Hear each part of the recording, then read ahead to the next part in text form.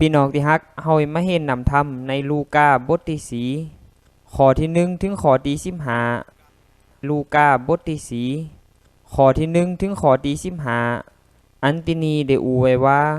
เมื่อพระเยซูประกอบด้วยพระวิญญาณบริสุทธิ์ได้ปอกมือจากแม่น้ำจอร์แดนและพระวิญญาณบริสุทธิ์ได้นำพระองค์มือในถิ่นที่อดอยากอยู่40วันถูกผีมารซาตานนั้นทดลอง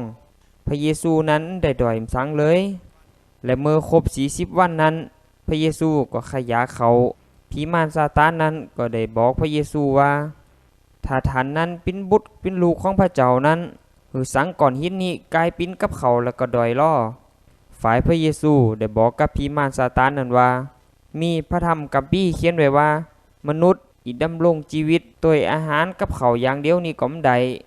แต่มีชีวิตดำรงชีวิตโดยนำธรรมพระวจนะของพระเจ้าและผีมารซาตานก็ได้โจมพระเยซูขึ้นเมื่อหือไปต้องเมืองต่างหลายตึงโลกนี้หือพระเยซูได้หันและผีมารซาตานได้บอกพระเยซูว่าอำนาจตึงหมดนี้แล้วก็เกียรติศักดิ์ศรีนั้นตึงหมดนี้เฮาได้ยกหือกับท่านเพราะว่าได้มอบเป็นสิทธิ์หือเฮาเลาะและเฮาข้าหือไผก็ตามใจเฮาที่จะหือผู้นั้นเหตุฉะนั้นถ้าท่านนี้อิกราบไหวและนมัสการเฮาหมู่ของตึงหลายนี้ก็ให้เป็นของท่านสมมติฝ่ายพระเยซูได้บอกกับผีมารซาตานว่ามีพระธรรมกัมภีร์เขียนไว้ว่าคือกราบไหวนมัสการผู้เป็นพระเจ้าของท่านและรับใจพระองค์พระเจ้านั้นองค์เดียวและผีมารซาตานนั้นได้โจมพระเยซูไปที่เมืองเยรูซาเล็มและพระเยซูยืนอยู่เนื้อหลังคาที่พระวิหารนั้นที่โบสถ์หงสูตรนั้นแล้วก็บอกพระองค์ว่าถ้าท่านเป็นลูกของพระเจ้านั้นก็กระโดดลงมือเลาะเพราะพระธรรมกัมภีร์เขียนไว้ว่าและพระเจ้าอิสังมุทูตสวรรค์ของพระองค์นั้นปกป้องและรักษาท่านไว้เอามือมาหับไว้ตีนของท่านนั้นตกไปหอดดินพระเยซูบอกผีมารซาตานว่า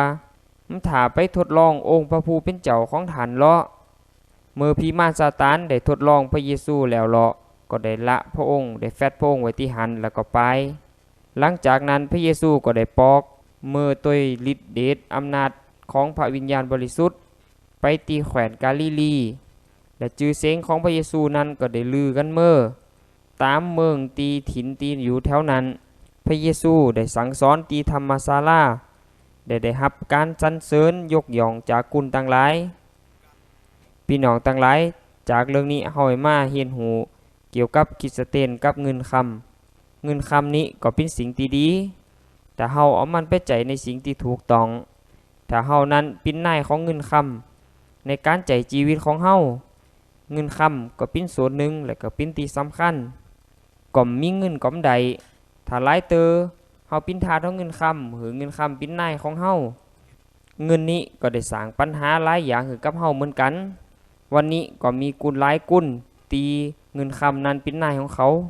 ก็สุดท้ายเพราะความใครใดเงินนั้นความโลภของเขาก็สามารถที่จะไปขากุลก็ได้หรือว่าไปขายของที่ดีของที่ผิดกฎหมายนั้นสันกุลนั้นก็เอาตัวเก่านั้นไปหาเงินสันกุลนั้นก็ค้างคำมีเพราะเงินคำนี้ไปก่าของที่ผิดกฎหมายแล้วก็โดนเปิ้นยับเอาใส่คุกไว้เอาไปขังไว้ที่คอกว่าเขานั่นนี่มีเฮิรนหรือว่ามีรถหลายกั้นรถดีๆเฮิรนดีๆนั้นแต่ว่าเขาก็ไม่ได้อยู่ที่หันถ้าปินเหมือนอันก็กลุ่มกากันแหละแล้วก็น่าเสียดายเพราะฉะนั้นพี่น้องที่ฮักวันนี้ในเมื่อเฮาเป็นคริสเตียนเฮามีท่าทีมันซื่อกับเงินคำอีหือเงินนั้นเป็นนายของเฮาหรือว่าหือเฮานั้นเป็นนายของเงิน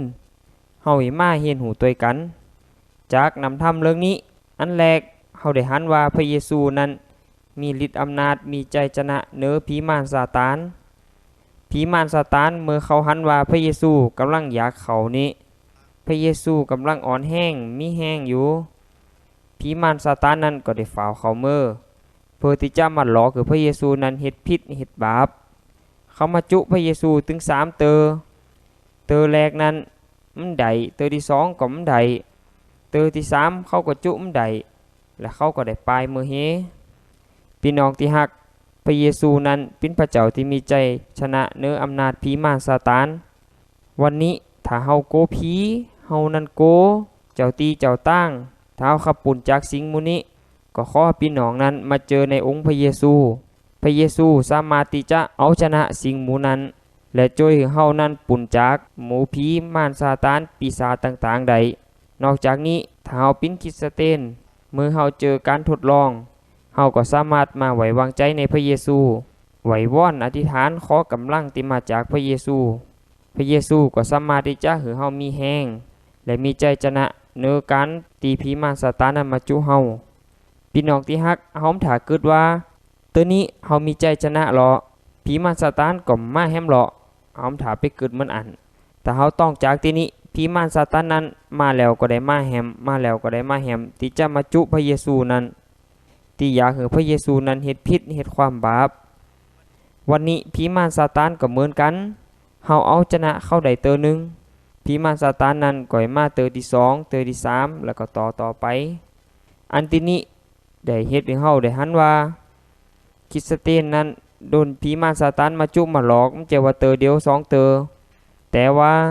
มันต้องมาจุเฮาแหมหลายเตอเพราะฉะนั้นเฮาต้องพึ่งพาในพระเยซูถึงจะชนะสิ่งต่างๆที่มาจุเฮาอยู่นี่พี่น้องที่ฮักจากนำธรรมเรื่องนี้เฮาก็ได้หันว่าพระเจ้าของเฮานั้นเป็นพระเจ้าตีเอกานุภาพหรือว่าเป็นพระเจ้า3ใน1ก็คือพระบิดาพระบุตรและพระวิญญาณบริสุทธิ์อันที่นี้เฮาได้หันว่าพระวิญญาณบริสุทธิ์เป็นผู้นำพระเยซูไปในถิ่นที่อดอยากนั้นและพระเยซูพระบุตรก็ได้เจอกับการจุการหลอกต่างๆแต่ว่าพระวิญญาณบริสุทธิ์นั้นเป็นกุนที่หือพระเยซูมีแห้งมีกำลังมีฤทธิ์มีอำนาจในการเอาชนะในเรื่องที่ผีมารซาตานมาจุมาทดลองนั้นเพราะฉะนั้นพระเจ้าของเฮานั้นเป็นพระเจ้า3ใน1ก็คือว่าพระบิดาพระบุตรและพระวิญญาณบริสุทธิ์วันนี้เป็นยุคของพระวิญญาณบริสุทธิ์พระบิดาพระบุตรก็ได้ผ่านต่างพระวิญญาณบริสุทธิ์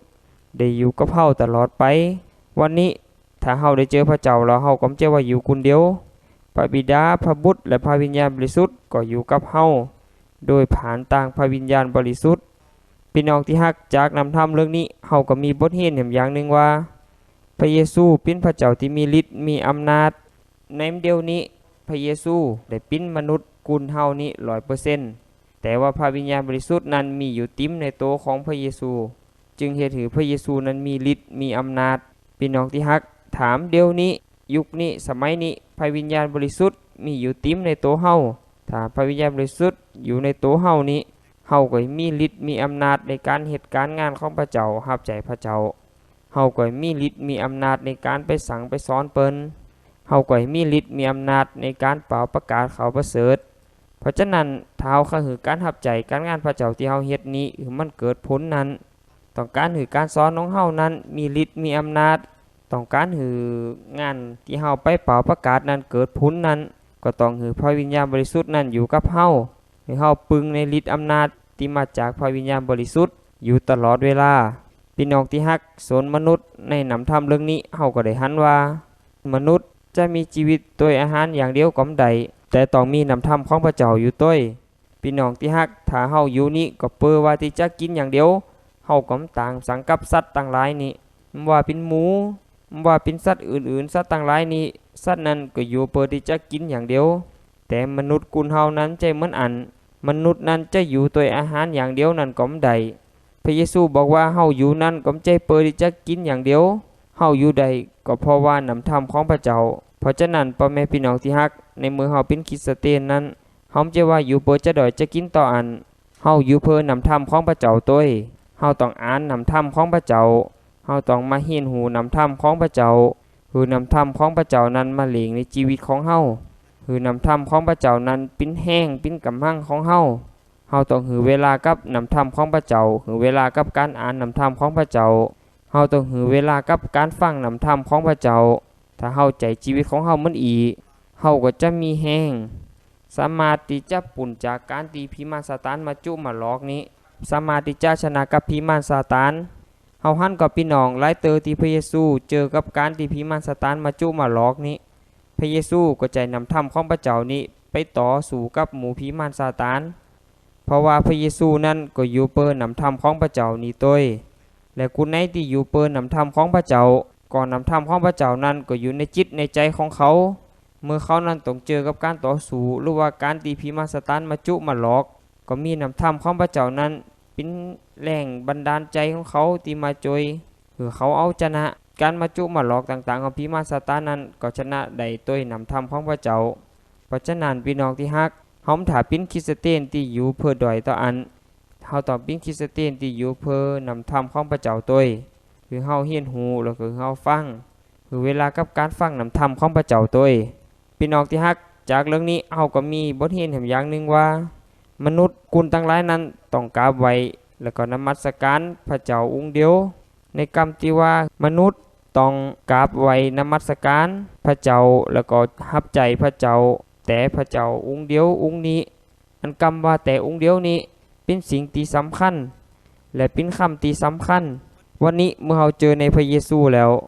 พระเยซูก็ต้องการให้เฮานั้นไปกราบไหว้พระอื่นๆแฮมมันต้องการให้เฮานั้นไปกราบไหว้ปฏิบัติและไปฮับใจหมู่รูปเคารพหรือว่าหมู่ผีต่างหลายนั้นพระเจ้านั้นต้องการและพระเจ้าบอกว่าถ้าเฮ็ดมันอี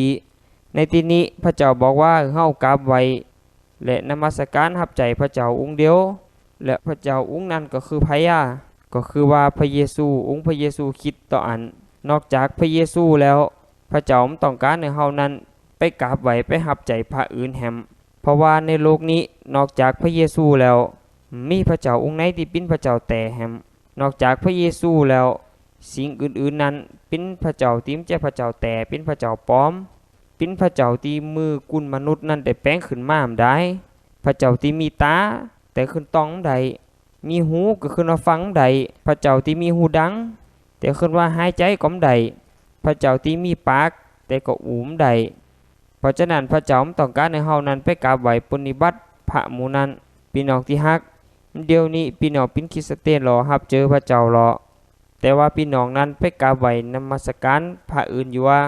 ถ้าปินมันอันก็ขอเฮาสารภาพกับพระเยซูและกับใจไหมปอกมาหาพระเยซูพระเยซูต้องการให้เฮาไปกราบไหว้พระอื่นเหมือนอีพระเยซูต้องการให้เฮานั้นกราบไหว้นมัสการกับพระเยซูองค์เดียวหลายๆเตอเฮาอาจสิว่า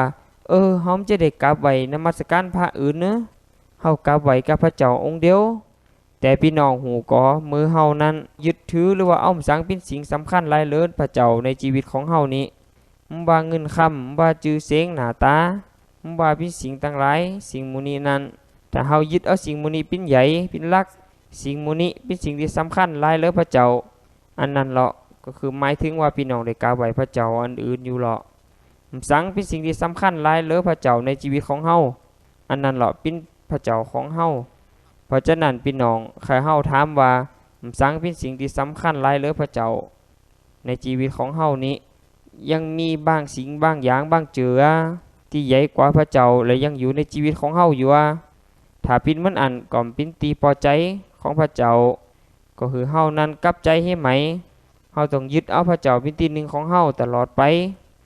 พี่น้องที่ฮักจากนำทำเรื่องนี้เฮาก็มีบทเรียนอย่างหนึ่งว่ามนุษย์นั้นสมควรที่จะไปทดลองพระเจ้ามองการเฮานั้นเจอและไว้วางใจในพระเจ้า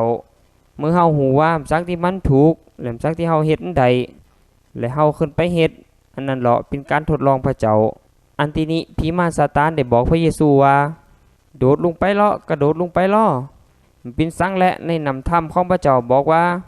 พระเจ้าอีหือทูตสวรรค์นั้นมาปกป้องรักษามือตีนของท่านนั้นตกหอดดินแต่ว่าพระเยซูได้ฟังกรรมของผีมารซาตานของเขานี่